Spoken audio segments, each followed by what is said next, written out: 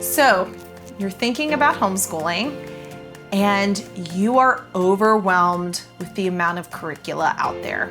There's so much. I mean, it feels like an endless array of homeschool options that you can't even sort through. Charlotte Mason, classical, unschooling, deschooling. There's so many terms, so many ideas. How do you know what the right one is? Is there a right one? Is there a right one for your kid or your family or your kid's neurotype? How do you even sort through it all? It feels overwhelming. Well, I am here to help you sort through that by talking today about educational philosophy. Educational philosophy, just that term might have put half of you to sleep, but stick with me for a second because it is going to help you make sense of all of the homeschool curriculum that's out there and decide what works best for your family. And I don't know, I think it's interesting. You might too. Just like most things in life, there's a huge spectrum of educational philosophies in homeschooling. On one end of the spectrum, you have unschooling, where essentially the child is in charge of their own education. It is not led by a parent or a teacher at all. It's on them. And then on the other end, you have traditional brick and mortar schooling, all the way over here, where they might even have a virtual teacher, an online classroom, and they're doing textbooks that would very much be like what you would have in a brick and mortar school. But in between those two extremes, there is a lot going on. So I'm gonna start at this end and we are gonna work our way through to this end. I think it's gonna take 2 videos to get through to all that. And there's no way I can cover everything. I can't even cover every philosophy or idea, but I think I can help you navigate them. All right, so let's get started. Number 1 is unschooling. Now, like I said, unschooling is the idea that your child is the leader in their education and they are in charge of it.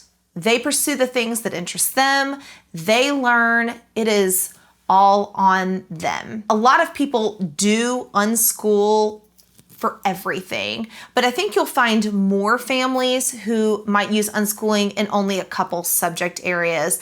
It tends to be a little bit more difficult to unschool in subjects like math and grammar, where you might need more explicit instruction to teach all the concepts that your child needs to know. There are some people who have had a lot of success with unschooling, specifically neurodivergent people, like those who are autistic, might do better with an unschooling approach. In fact, a lot of autistic adults really favor unschooling for autistic kids' education. I do think that you need a kid who is self-motivated to have success with this type of approach. If you have a child with a learning disability like dyslexia, this may be a no-go for you. A lot of dyslexic kids need constant spiraling of information in order for it to be retained, and having something where they're in charge of their own education might not yield the results that you're looking for. For unschooling, this is what I would recommend. If you're thinking about unschooling, I would encourage you to invest in good books to surround your kid with. I love Usborne. I used to be a consultant for Usborne. I can't recommend them enough. They're my favorite books that we have. I also would encourage you to have a lot of Montessori style toys, especially for young kids, so that they can explore and learn at their own pace. All right, the second approach I'm gonna talk about is interest-based. Now, this is a lot like unschooling. On that spectrum, it's a little bit more this way. With interest-based learning, you are finding the things that your kids are interested in, and then you are diving into those interests. However, you are the facilitator as the parent in finding those opportunities for your kids. Maybe your child is interested in China, so you do a geography study of China. You read books about the history of China. You buy Chinese literature, listen to Chinese music, try out some Chinese recipes, learn to use chopsticks, study Chinese art. And at the end of that, your child has developed a rich understanding of China because they were interested in it and they're excited about it. This is a really fantastic way to teach your child. It's beautiful. However, I will say it takes a certain type of parent. Not all of us are as organized enough to actually make this happen. Not all of us are crafty. I am not a crafty mom. If you're a crafty mom, that is amazing. And you may love this style of education for your kid. The great thing is too, you can change frequently to match your child's interests. Works great for history, works great for science, even works great for literature because you can pull in so much literature into that. And even language arts, again, you're probably gonna need something totally different for math. I don't know about an interest-based math. Maybe there is interest-based math, but that's not something I'm familiar with. Now, the third educational philosophy I'm gonna talk about is one that you have probably heard of and had no idea what it was, especially if you're brand new to homeschooling, and that is Charlotte Mason.